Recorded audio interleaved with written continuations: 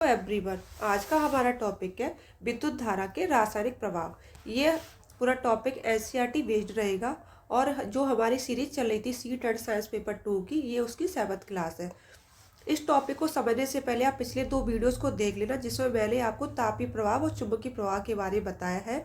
और इससे पहले उससे भी पहले मैंने एक वीडियो बनाया था जिसमें मैंने विद्युत बल्ब के बारे में बताया था और विद्युत परपथ के बारे में बताया था और फ्यूज तार किस प्रकार से तैयार किया जाता है उसके बारे में बताया था। और जो सेमी कंडक्टर्स होते हैं वो क्या होते हैं और उनको किस प्रकार से बनाया जाता है उनके बारे में बताया था।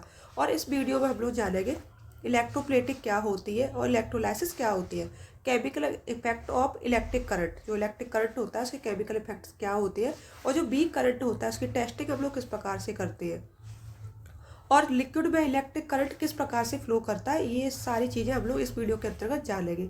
ये वीडियो बाइलिंगुअल रहेगी और इस वीडियो को देख के आप अपने नोट्स भी रेडी कर सकते हैं। और इस वीडियो हम लोग सी टेट के कुछ PYQ हैं उनको भी सॉल्व करेंगे जो आपके प्रीवियस ईयर एग्जाम से पूछे गए हैं। विद्युत धारा से रिलेटिव एक क्वेश्चन आपके प्रीवियस ईयर एग्जाम से पूछा गया है कि विद्युत धारा क्या होती है। विद्युत धारा के पास परिणाम और दिशा दोनों होती है, लेकिन ये सदिश राशि के नियमों का पालन नहीं करती है। तो उसमें आपका एग्जाम में जिस तरह से क्वेश्चन पूछा गया था उसमें पूछा गया कि विद्युत धारा एक सदिश राशि है, अदिश राशि है। तो सबसे पहले तो क्या होता है कि जो सदिश राशियां होती है उनमें परिणाम और दिशा दोनों पाए जाते हैं, और उसके साथ साथ वो त्रिभुज का नियम और समांतर चतुर्भुज का नियम, ये सारे गुण होना सदिश राशि के लिए जरूरी है। लेकिन विद्युत धारा में क्या होता है, सिर्फ 2 गुण पाए जाते हैं, परिणाम पाया जाता है और दिशा पाई जाती है। तो ये सदिश राशि नहीं है। विद्युत धारा क्या है, एक अदिश राशि है, क्योंकि इसमें ना सारे गुण नहीं पाए जाते, इसमें आधे गुण पाए जाते हैं। ओनली सदिश राशि के आधे गुण क्या क्या होते हैं, परिणाम और दिशा होते हैं। और अदिश राशि में क्या होता है कि सिर्फ परिणाम पाया जाता है। अदिश राशियां कौन सी होती है, जिनमें परिणाम पाया जाता है, दिशा नहीं पाई जाती। तो विद्युत धारा ना एक अलग तरह का अपवाद है। उसमें क्या होता है, सदिश राशि के आधे गुण पाए जाते हैं और जो अदिश राशि होती है उसके पूरे गुण भी नहीं पाए जाते। तो इसलिए ये क्वेश्चन कई बार एग्जाम में पूछा जाता है घुमा के कि विद्युत धारा एक सदिश राशि है, अदिश राशि। तो विद्युत धारा एक अदिश राशि है। सदिश राशि किस लिए नहीं है, क्योंकि इसमें सारे गुण नहीं पाए जाते। जबकि सदिश राशि में क्या क्या होता है, परिणाम के साथ साथ दिशा भी होती है। उदाहरण के लिए क्या है कि जो द्रव्यमान है वो अदिश है और जो बल है वो सदिश है, क्योंकि बल में सारे गुण पाया जाता है, परिणाम भी पाया जाता है, दिशा भी पाई जाती है कि बल को अब किस दिशा में मूव कर रहा है, उसका वेट कितना है, सब कुछ पाया जाता है। और त्रिभुज का नियम भी इसमें लागू होता है और समांतर चतुर्भुज का नियम भी बल पर लागू होता है। और लेकिन जो द्रव्यमान है उसमें सिर्फ परिणाम पाया जाता है, मात्रा पाई जाती है, लेकिन दिशा नहीं पाई जाती है। तो इसलिए द्रव्यमान क्या है, एक अदिश राशि है। यह मोस्ट इम्पोर्टेंट टॉपिक है। ये वाला क्वेश्चन जो है, जो आपका अगस्त 2023 का जो पेपर हुआ था सी टेट का, उसमें पूछा गया था कि निम्नलिखित कथनों को पढ़िए और सही विकल्प का चयन कीजिए। तो अभिकथन क्या दिया हुआ था कि विद्युत धारा एक सदिश राशि है, जो कि मैंने आपको अभी बताया है कि विद्युत धारा एक अदिश राशि है। और तर्क क्या दिया हुआ था कि विद्युत धारा वह राशि है जिसके पास परिणाम के साथ साथ दिशा भी होती है। ये राइट है कि विद्युत धारा के पास परिणाम और दिशा दोनों पाए जाते हैं। ये सही है आपका, लेकिन ये गलत है। अब आप इसका ऑप्शन देखिए, ए सही है परंतु आर गलत है, ये रॉन्ग है। ए और आर दोनों सही है, दोनों सही बिल्कुल भी नहीं है। ए गलत है और आर परंतु आर सही है। तो इसका तीसरा जो ऑप्शन है वो बिल्कुल राइट है। ये आपका पूछा गया है अगस्त 2023 का पेपर में।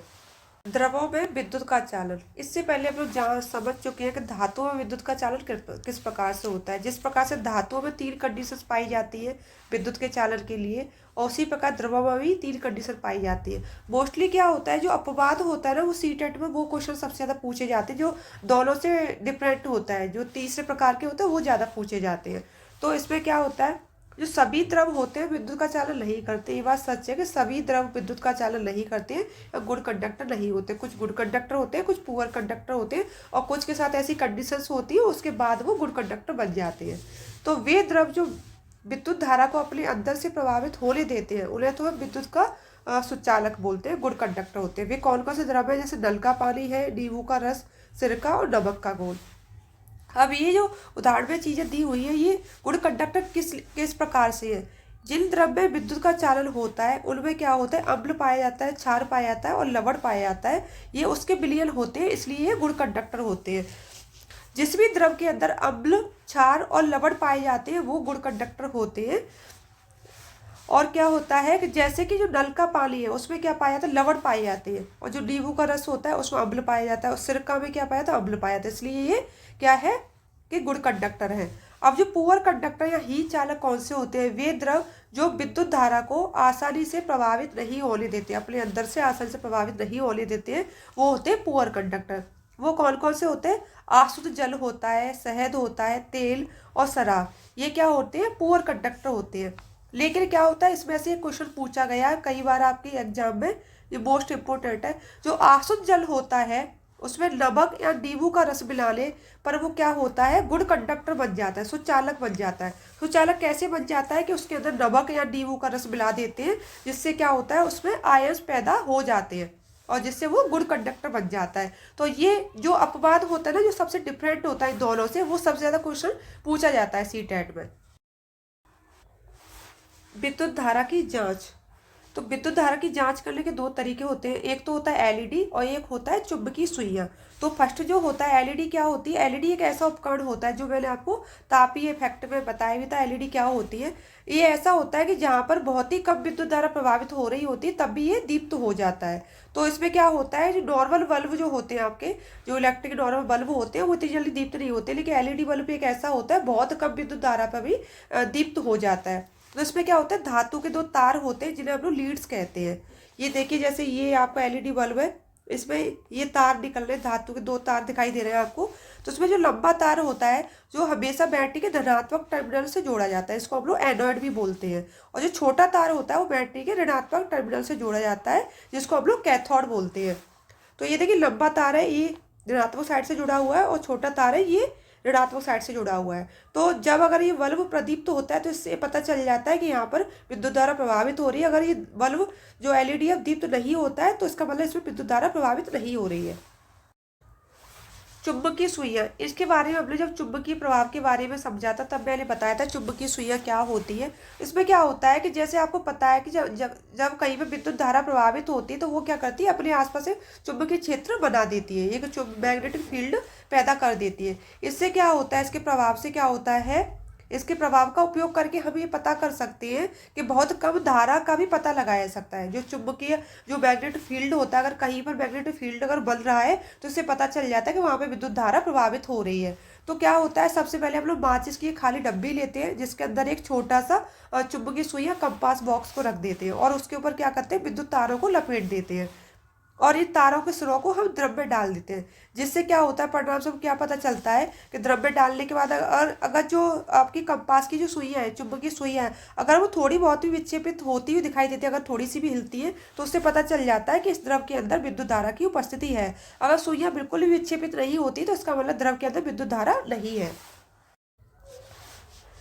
विद्युत धारा के रासायनिक प्रभाव। इससे पहले हम लोग विद्युत धारा के जो चुंबकीय प्रभाव है और तापीय प्रभाव के बारे में जान चुके हैं। अभी हम लोग रासायनिक प्रभाव क्या होते हैं, वो किस प्रकार से दिखाई देता है उसके बारे में जानेंगे। जब किसी चालक द्रव कौन सा होता है जिसमें विद्युत धारा प्रभावित हो सकती है, तो उससे हम लोग विद्युत धारा जब उसमें प्रभावित करते हैं तो द्रव में क्या होता है, कुछ रासायनिक परिवर्तन होने लगते हैं। तो वो रासायनिक परिवर्तन क्या होते हैं, जो इलेक्ट्रॉन होते हैं उस पर गैस के बुलबुले बन जाते हैं। इलेक्ट्रॉनों पर क्या होता है, धातु की परत जम जाती है, और जो विलयन का रंग है ना वो चेंज हो जाता है, रंग में परिवर्तन हो जाता है। और ये प्रोसेस मतलब इसके बारे में सबसे पहले किसने पता लगाया था, कि हमारे एक वैज्ञानिक थे विलियम निकोलस। इन्होंने 1800 में बताया था कि एक जो प्रोसेस होती है उसके बारे में बताया था, इलेक्ट्रोलाइसिस के बारे में, कि यदि इलेक्ट्रॉन को हम पानी में डुबो के रखते हैं, जैसे कि आपको ये डायग्राम शो हो रहा है, ये पानी है, इसमें हमने इलेक्ट्रॉन को डुबो दिया है, ये हमारे इलेक्ट्रॉन है, इसको अब डुबो दिया। ये पानी क्या है, ये H2O है, हाइड्रोजन ऑक्सीजन का मिश्रण होता है, इसी से तो मिलके बना होता है ना पानी, H2O। पानी में जब हम लोग इलेक्ट्रोलाइसिस की जो प्रोसेस होती है तो उसमें क्या होता है, ऑक्सीजन और हाइड्रोजन अलग अलग हो जाते हैं। तो ऑक्सीजन होता है और जो हाइड्रोजन होता है, तो ऑक्सीजन क्या होता है, एनोड साइड, जो पॉजिटिव साइड जहाँ पे होता है उस एनोड साइड में तो ऑक्सीजन आ जाता है, और नेगेटिव जो साइड होती है, कैथोड जो होता है, उस साइड में हाइड्रोजन चला जाता है। तो क्या होता है, इलेक्ट्रोलाइसिस की प्रक्रिया में क्या होता है, जो हमारे अणु है ना, ऑक्सीजन और हाइड्रोजन दोनों अलग अलग हो जाते हैं। तो क्या होता है, ऑक्सीजन का जो एनोड टर्मिनल होता है उस पर बुलबुले बनते हैं, और हाइड्रोजन के जो बुलबुले हैं वो कैथोड टर्मिनल पर बुलबुले बनते हैं। इलेक्ट्रोप्लेटिंग, जैसे कि नाम से ही पता चल रहा है कि विद्युत के द्वारा किसी वस्तु के ऊपर लेपन करना। ये मोस्ट इम्पोर्टेंट टॉपिक है, इससे बहुत ज़्यादा क्वेश्चंस आपके हर साल आपके सीटेट में पूछे जाते हैं। तो इसकी जो डेफिनेशन है वो क्या होती है? विद्युत के द्वारा किसी पदार्थ पर किसी वांछित वस्तु की परत निरपेक्षित करने की जो प्रक्रिया होती है, निरपेक्षित मतलब होता है चढ़ाना, चढ़ाने की जो प्रक्रिया होती है उसको हम विद्युत लेपन या इलेक्ट्रोप्लेटिंग कहते हैं। इसमें क्या होता है, यदि हमें तांबे की परत चढ़ानी है तो हम कॉपर सल्फेट का विलयन लेते हैं। तो इसमें क्या करते हैं, नेगेटिव जो टर्मिनल होता है इसको हम कैथोड बोलते हैं, वह वस्तु जिस पर परत चढ़ानी है उस साइड में क्या होता है, वो उस वस्तु को लगाते हैं जिस पर हमें परत चढ़ानी है। और जो पॉजिटिव टर्मिनल होता है इसको हम एनोड बोलते हैं, उस शुद्ध धातु की प्लेट जिसकी परत चढ़ानी है, मतलब जिसकी हमें प्लेट परत उस पर चढ़ानी है वह प्लेट लगाई जाती है। जैसे कि हम क्या करते हैं, एक हमने लिक्विड ले लेते हैं, कॉपर सल्फेट का ही विलयन लिया है हमने, कॉपर सल्फेट का विलयन ले लिया, इसमें कॉपर सल्फेट है और ये हम इससे विद्युत धारा प्रभावित कर रहे हैं। ये हमारा एक बैटरी, इससे विद्युत धारा प्रभावित हो रही है। और कैथोड साइड में हमने चम्मच ले ली जिस पर हमें परत चढ़ानी है। और इसका जो एनोड साइड है यहाँ पे हमने कॉपर का एक प्लेट ले लिया है, शुद्ध धातु की प्लेट ले ली, जो क्या होता है कॉपर की पूर्ति करने के लिए। तो क्या होता है, जब कॉपर सल्फेट के विलयन में हम लोग विद्युत धारा प्रभावित करते हैं, कॉपर और सल्फेट अलग अलग हो जाते हैं और कॉपर निकलकर चम्मच के ऊपर चढ़ जाता है, चम्मच के ऊपर परत चढ़ा देता है। तो क्या होता है, विलयन में कॉपर की कमी आ जाती है। फिर कॉपर की कमी को पूरा करने के लिए क्या होता है, विलयन जो कॉपर की हमने प्लेट उसमें शुद्ध धातु की कॉपर की प्लेट डाली थी उससे वो कॉपर ले लेता है और अपनी पूर्ति कर लेता है। इस प्रोसेस में क्या होता है, जब बिजली गुजरती है तो कॉपर और कॉपर सल्फेट में टूट जाता है, जो विलयन होता है वो अलग अलग हो जाता है, उसमें कॉपर अलग हो जाता है और सल्फेट अलग हो जाता है। तो स्वतंत्र जो कॉपर होता है जिसका पॉजिटिव चार्ज होता है और कैथोड चम्मच की ओर जाने लगता है और उस पर जम जाता है। स्वतंत्र जो हमारा कॉपर अलग हो गया वो क्या होता है, कैथोड चम्मच की तरफ जाता है और उस पर जम जाता है। तो विलयन में कॉपर की कमी हो जाती है, उस कमी को पूरा करने के लिए एनोड से उतना ही कॉपर विलयन में घुलकर विलयन में आ जाता है, उतना ही कॉपर विलयन में घुल जाता है और वहाँ पे कॉपर सल्फेट द्वारा से विलयन में बन जाता है। इसका यूजेज क्या क्या होते हैं, जो लोहे को जंग से बचाने के लिए हम उस पर जिंक की परत चढ़ाते हैं और सस्ती धातुएं जैसे होते हैं सोने या चांदी की परत चढ़ाकर उनको आभूषण बनाए जाते हैं। जो आपने देखा होगा आजकल सोना इतना महंगा है तो लोग सोने की परत चढ़े हुए आभूषण पहनते हैं। कारों को जो हिस्से हैं, नलों और साइकिलों के जो हैंडल हैं उन पर क्रोमियम की परत चढ़ाई जाती है चमकाने के लिए, क्योंकि वो सारे आयरन के होते हैं तो आयरन तो चमकता नहीं है, तो उस पर क्या करते हैं क्रोमियम की परत चढ़ा देते हैं जिससे वो चमकते हैं। तो ये सारे जो इस सब का जो उपयोग है वो क्या क्या होता है, लोहे को जंग से बचाने के लिए किसकी परत चढ़ाई जाती है, जिंक की चढ़ाई जाती है। और क्या होता है, कारों के हिस्सों में और नलों और साइकिलों के हैंडल में क्रोमियम की परत चढ़ाई जाती है।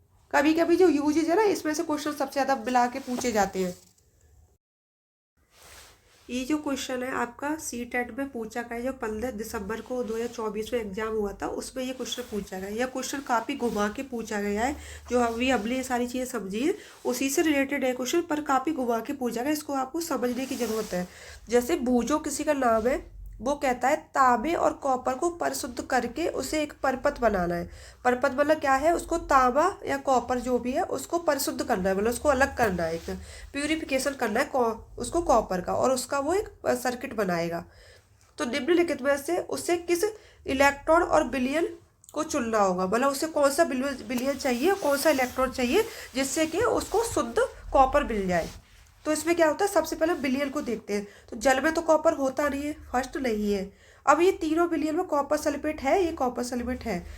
अब क्या है कि अब उसको क्या चाहिए, कॉपर चाहिए, कॉपर।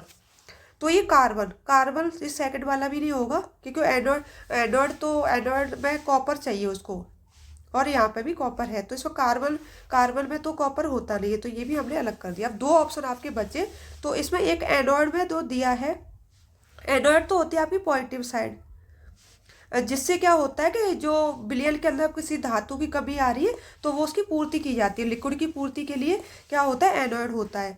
और ये होती है आपकी नेगेटिव साइड, जिस पर परत, जिस चीज़ को छांट के लिया जाता है, परत ली जाती है।